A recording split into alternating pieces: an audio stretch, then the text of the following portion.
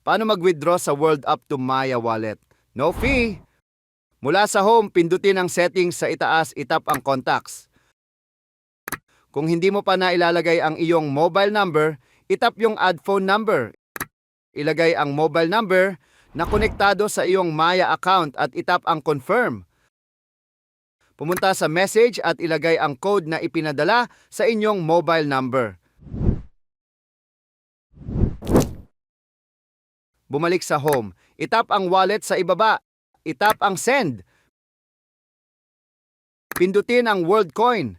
Sa search bar ay type ang Maya Plus. Siguraduhin na tama at may verified badge ang Maya Plus bago pindutin.